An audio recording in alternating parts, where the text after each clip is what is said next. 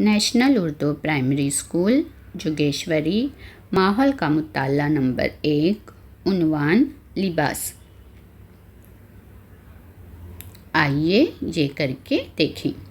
बच्चों देखिए, आपको तस्वीर में नज़र आ रहा होगा कि एक लड़की बड़े ही गौर से अदसे की मदद से कपड़े का मुशाहिदा कर रही है और इस तस्वीर में भी एक लड़का दर्जी को कपड़े काटते हुए देख रहा है।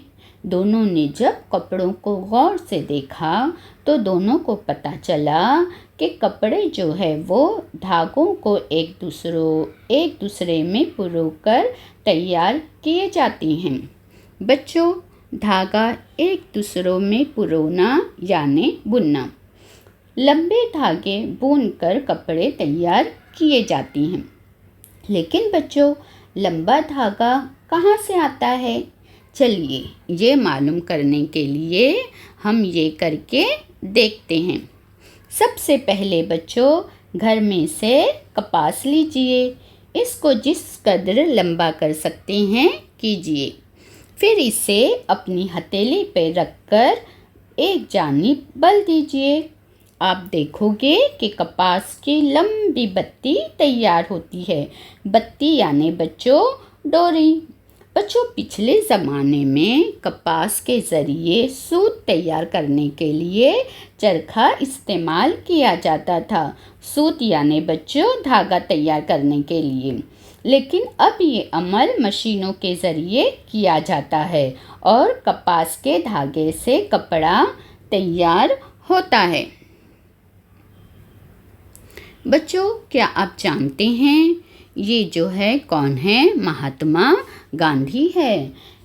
हमारे मुल्क को आज़ाद करने के लिए महात्मा गांधी ने अवाम में स्वदेशी चीज़ें इस्तेमाल करने की तहरीक चलाई। स्वदेशी चीज़ें यानी बच्चों वो चीज़ें जो हमारे मुल्क में बनती हैं। तहरीक चलाना यानी किसी एक चीज़ के लिए आवाज़ उठाना। इसके लिए उन्होंने सूत काटने के लिए चरखे का इस्तेमाल किया। मुल्क भर में सूत काटने के चरखा बोर्ड बनाए और स्वदेशी चीज़ें इस्तेमाल करने का पैगाम दिया। बच्चों, हमने देखा कि कपास से कपड़े तैयार किए जाते हैं, लेकिन कपास के अलावा और किस चीज़ से कपड़ा तैयार होता होगा? तो आइए इसके लिए हम एक दुकान की तरफ चलते हैं और दुकानदार से सवालात करते हैं कि दुकान में कौन कौन से किस्म के कपड़े हैं। क्या इन कपड़ों के मखसूस नाम हैं? ये कपड़े किस चीज़ से तैयार होते हैं? इसका असल ज़रिया कौन सा है? ये कपड़े कौन से इलाके से आए हैं? बच्चों, ये तमाम सवालात का जवाब हमें पता चला कि कपड़े की किस्म। सबसे पहले कपड़े की किस्म है सूती कपड़ा। वो किस शय से बनता है? कपास से। सूती कपड़ा बनता है कपास से और इसका अहम ज़रिया है बच्चों नबातात। यानी कपास कहाँ से आता है? नबातात से आता है, पौधों से आता है। और ये कहाँ बनता है बच्चों? ये बनता है भिवंडी में, हैंडलूम में। हैंडलूम यानी बच्चों जहाँ पे हाथ से कपड़े तैयार किए जाते हैं। तो सूती कपड़ा बच्चों बना कपास से और कपास हासिल हुआ हमें नबातात से और वो बना भिवंडी में। अब उसके बाद है बच्चों दूसरी कपड़े की किस्म है ऊनी कपड़ा। ऊनी कपड़ा किस शय से बनता है? वो बनता है बच्चों ऊन से। और ऊन किससे हासिल होता है? जानवरों से। कौन से जानवर से? भेड़ों से। यानी भेड़ों से हमें ऊन मिलता है। और ये जो है ऊनी कपड़े बनते हैं कारखानों और मिलों में। इस तरीके से बच्चों देखो ऊन की मदद से ऊनी कपड़े तैयार किए जाते हैं। ऊनी कपड़े के बाद आता है बच्चों जूट के कपड़े। अब जो जूट के कपड़े हैं बच्चों वो तैयार होते हैं पटसन से। और पटसन भी जो है, पटसन का अहम ज़रिया भी है बच्चों नबातात। यानी पटसन भी हासिल होती है नबातात से। और ये कहाँ तैयार होते हैं? ये सारे ये भी कारखानों और मिलों में तैयार होते हैं। अब उसके बाद है बच्चों नायलॉन और रियोन के कपड़े। तो बच्चों नायलॉन और जो रियोन के कपड़े हैं वो जो है मसनूई मवाद कोलतार की मदद से तैयार होते हैं। लेकिन इसका अहम ज़रिया क्या है बच्चों? इंसान। वो कैसे? क्योंकि इंसान ही जो है वो मुख्तलिफ मसनूई मवाद के ज़रिए ये धागों को बनाता है मुख्तलिफ कीमियाई अशिया की मदद से, और फिर बाद में इसे मुख्तलिफ कारखानों और मीलों के ज़रिए इससे कपड़े बनाए जाते हैं। यानी बच्चों इनमें से कुछ के ज़राए नबातात हैं और कुछ के ज़राए मुख्तलिफ, यानी कुछ जो है कपड़े वो नबातात के ज़रिए तैयार होते हैं, कुछ जानवरों की मदद से, और कुछ इंसान मुख्तलिफ कीमियाई अशिया की मदद से कपड़े तैयार करते हैं। तो हमने देखा कि कपड़े की किस्म, हमने देखा कि कपड़े कपास, ऊन, पटसन, नायलॉन और रियोन वगैरह के होते हैं। बच्चों क्या आप जानते हैं कपड़े दो तरह से बुने जाते हैं? एक तो घरों में सुइयों की मदद से, जैसे घर में दरवाजे के पर्दे, स्वेटर, कान टोपी वगैरह जैसी चीज़ें सुइयों की मदद से घर में बनाई जाती है। और दूसरा जो है कपड़े बनते हैं हैंडलूम और पावर लूम में।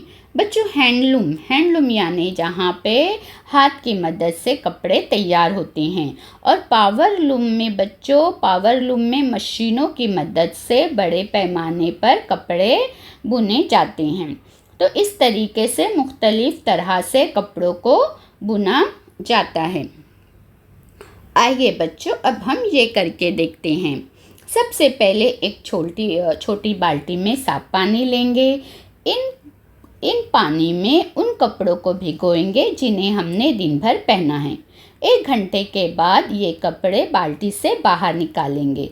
बाहर निकालते वक्त इन्हें बाल्टी में ही निचोड़ेंगे। अब हम बाल्टी का पानी का मुशाहिदा करेंगे। हम देखेंगे कि बाल्टी का जो पानी था वो अब मैला हो चुका है। अब बच्चों वो क्यों हुआ? क्योंकि जो हमने मैले कपड़े इसमें डाले थे तो कपड़े का मैलापन बाल्टी में के पानी में आ गया। अब कपड़े मैले होने के कौन कौन सी वजूहात है? तो बच्चों दिन भर जो है हम मैले कपड़े पहनने से हमारे जिस्म का पसीना बाहर जाता है, और उसके बाद जो है धूल मिट्टी की वजह से हमारे कपड़े मैले होते हैं। तो बच्चों इसलिए हमें पता चला कि हमें जो है कपड़े वक्त वक्त पर तब्दील करने चाहिए और साफ़ सुथरे कपड़े पहनना चाहिए। बच्चों साफ़ कपड़े पहनना एक अच्छी आदत है। सेहतमंद रहने और सलीकामंदी के मुजाहरे के लिए हमेशा साफ़ सुथरे कपड़ों का इस्तेमाल करना चाहिए। बच्चों आपके घर में कपड़े किस चीज़ से धोते हैं? लॉन्ड्री में कपड़े धोने के लिए क्या इस्तेमाल होता है? कपड़े धोने के लिए किराना दुकान में कौन कौन सी किस्म के साबुन मिलते हैं? तो बच्चों ये तमाम सवालों के जवाबात क्या है कि कपड़े धोने के लिए हम मुख्तलिफ़ चीज़ों का इस्तेमाल करते हैं, मसलन साबुन, इसके अलावा बच्चों मुसफ़्फ़ा, फिर माए साबुन वगैरह। अगर बच्चों ये तमाम चीज़ें ना हो, यानी साबुन, मुसफ़्फ़ा, माए साबुन अगर ना हो तो कपड़े धोने के लिए हम क्या कर सकते हैं, क्या इस्तेमाल करेंगे? तो बच्चों इसके लिए हम क्या इस्तेमाल कर सकते हैं? रीठा, फिर सोडा, इसके बाद आता है हैंगिंग बीट, और फिर उसके बाद आता है चुनखड़ी। यानी अगर साबुन, माय साबुन ना हो तो हम रीठा, सोडा, हैंगिंग बीट, चुनखड़ी वगैरह का इस्तेमाल करके कपड़े धो सकते हैं। और बच्चों ये सब जो है वो कपड़े धोने के लिए कुदरती चीज़ें हैं। आइए ये करके देखें। बच्चों देखिए आपको जो ये औरत नज़र आ रही है इसे मबादला कार कहते हैं। यानी ये लोग जो हैं वो पुराने कपड़े लेकर नए बर्तन देते हैं। ठीक है। अब बच्चों अगर हमारे कपड़े पुराने हो जाएं लेकिन अगर वो मज़बूत हो तो इनका दोबारा इस्तेमाल हो सकता है। और अगर पुराने कपड़े अच्छी हालत में हो तो हम इन्हें ज़रूरतमंदों को भी दे सकते हैं। कपड़े फटने पर इनसे रज़ाई, पापोश वगैरह बनाए जा सकते हैं। और बच्चों, जिन कपड़ों के धागे जो है निकल जाते हैं उन्हें अलग करके नए कपड़े बनाए जा सकते हैं।